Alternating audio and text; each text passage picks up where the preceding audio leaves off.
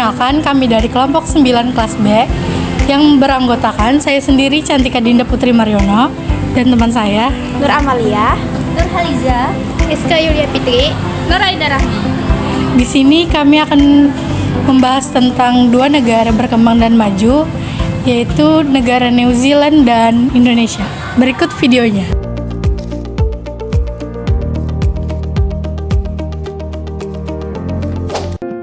Negara maju yaitu New Zealand.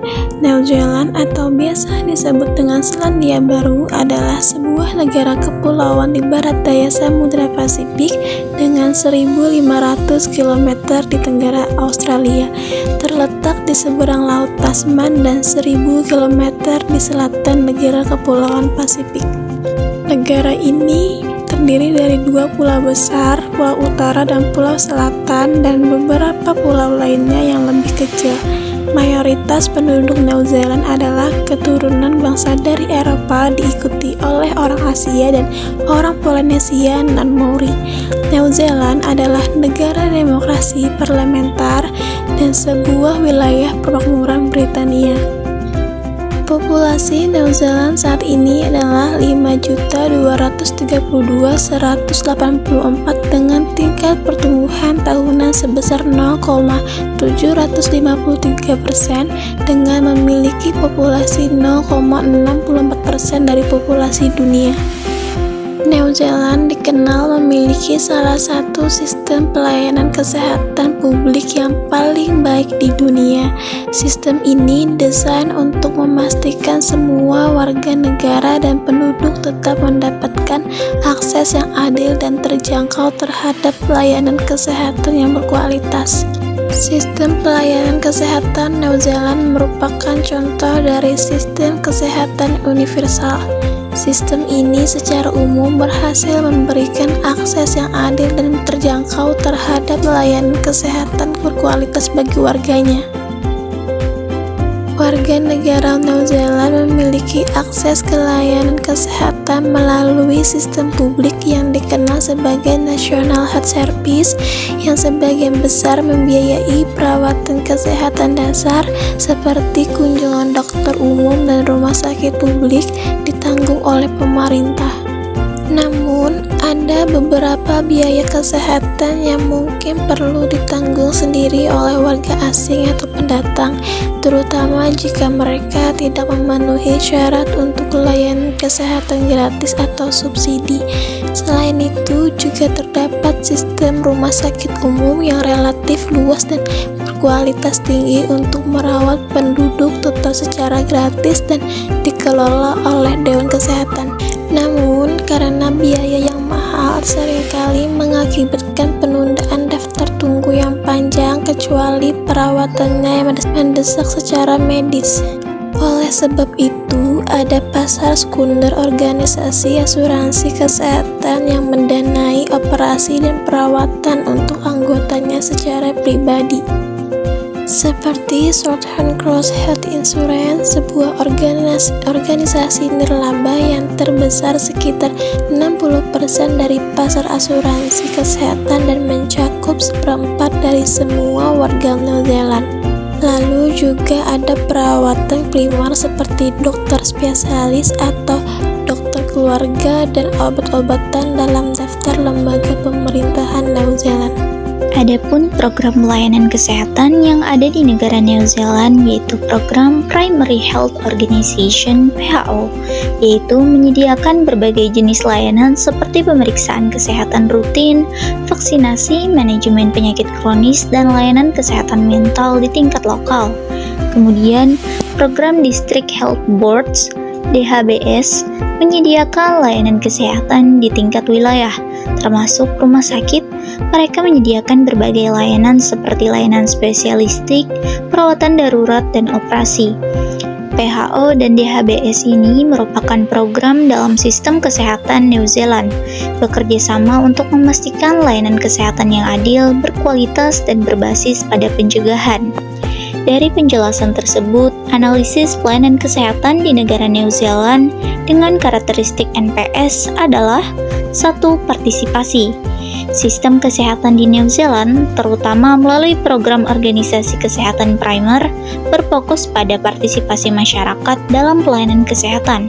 Pendekatan ini melibatkan masyarakat dalam pengambilan keputusan dan pelaksanaan program yang bertujuan untuk menciptakan sistem yang lebih responsif dan terintegrasi. Hal ini mencerminkan adanya kolaborasi antara pemerintah dan masyarakat dalam mencapai hasil kesehatan yang lebih baik. Sedangkan program District Health Boards di New Zealand didirikan untuk memastikan penyediaan layanan kesehatan yang sesuai dengan kebutuhan populasi lokal, dengan melibatkan masyarakat dalam pengambilan keputusan melalui dewan yang terdiri dari anggota terpilih dan diangkat. Kedua, akuntabilitas. Sistem kesehatan di New Zealand, khususnya melalui program organisasi kesehatan primer, menekankan pentingnya akuntabilitas yang diwujudkan melalui evaluasi berkala terhadap program yang dijalankan. Hasil dari evaluasi ini disampaikan pada masyarakat dalam bentuk laporan yang transparan, sehingga masyarakat dapat memahami kinerja program kesehatan dan memastikan bahwa layanan yang diberikan sesuai dengan kebutuhan mereka. Di sisi lain, District Health Boards memegang tanggung jawab yang signifikan atas layanan kesehatan lokal, menyeimbangkan otonomi dengan pengawasan dari Kementerian Kesehatan. Mereka bertanggung jawab atas campuran, tingkat, dan kualitas layanan kesehatan, beroperasi dalam strategi dan standar nasional, sekaligus bertanggung jawab kepada menteri dan masyarakat setempat. Struktur ini bertujuan untuk meningkatkan keterlibatan masyarakat dalam pengambilan keputusan kesehatan, sambil memastikan bahwa DHBS memenuhi harapan kinerja melalui pemantauan dan potensi intervensi oleh menteri.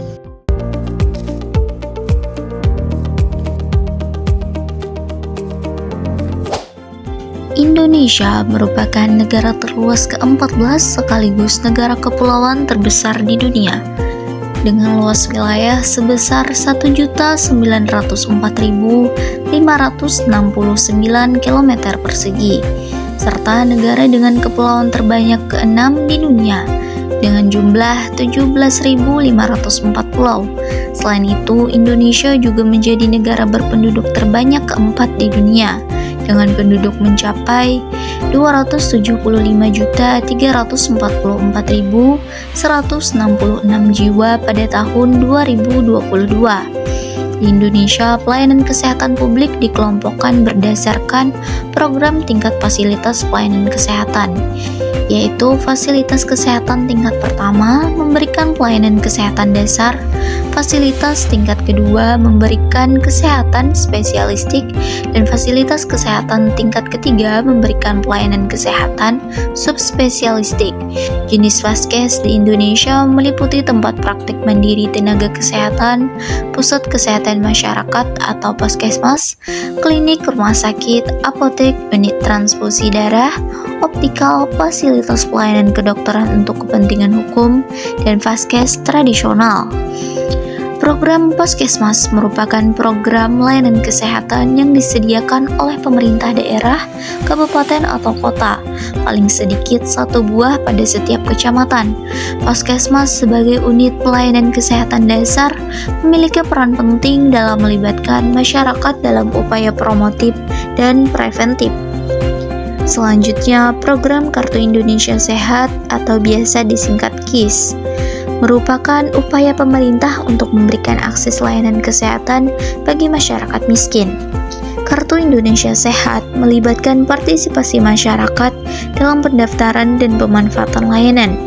Kartu Indonesia Sehat bertujuan untuk menjamin dan memastikan masyarakat kurang mampu untuk mendapat manfaat pelayanan kesehatan seperti yang dilaksanakan melalui Jaminan Kesehatan Nasional JKN yang diselenggarakan oleh BPJS Kesehatan, serta memberikan tambahan manfaat berupa layanan preventif, promotif, dan deteksi dini dilaksanakan lebih intensif dan terintegrasi. Dari penjelasan tersebut, analisis pelayanan kesehatan di negara Indonesia dengan karakteristik NPS adalah: pertama, partisipasi. Program Puskesmas di Indonesia melibatkan masyarakat dalam proses pendaftaran dan pemanfaatan layanan kesehatan, memberdayakan mereka untuk memahami hak-hak mereka, serta cara mengakses layanan kesehatan yang tersedia. Puskesmas berperan sebagai pos pemberdayaan yang melibatkan masyarakat dalam perencanaan dan pelaksanaan program. Keterlibatan masyarakat tidak hanya meningkatkan efektivitas program, tetapi juga memperkuat rasa tanggung jawab kolektif terhadap kesehatan. Namun, tantangan seperti keterbatasan literasi dan aksesibilitas tetap menjadi hambatan yang harus diatasi agar partisipasi masyarakat dapat tercapai secara optimal. Sedangkan Kartu Indonesia Sehat, partisipasi masyarakat sangat penting untuk mencapai cakupan kesehatan universal. Selain itu, peran pemerintah sebagai fasilitator dan koordinator juga meningkatkan partisipasi masyarakat. Namun kurangnya sosialisasi mengenai program ini masih menjadi kendala utama. Kedua, akuntabilitas. Puskesmas berfungsi sebagai unit pelayanan kesehatan yang harus mempertanggungjawabkan kualitas, biaya, dan produk pelayanan kepada masyarakat. Penelitian menunjukkan bahwa penerapan prinsip akuntabilitas di Puskesmas seperti di Puskesmas Plausan dan Gayam Sari dapat meningkatkan transparansi dan efektivitas layanan kesehatan. Di sisi lain, program Kartu Indonesia Sehat di Indonesia berfokus pada akuntabilitas dalam penyaluran dana. Akuntabilitas ini penting untuk memastikan bahwa pemerintah dapat mempertanggungjawabkan penggunaan dana publik kepada masyarakat.